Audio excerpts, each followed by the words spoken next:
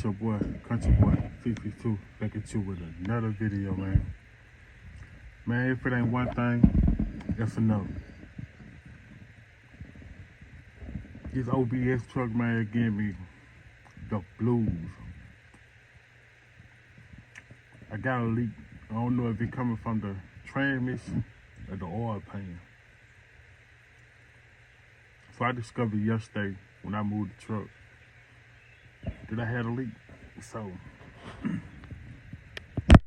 I'm gonna get up under there and I'm gonna show y'all where it's coming from. But first thing first, need y'all to like the video, subscribe to the video,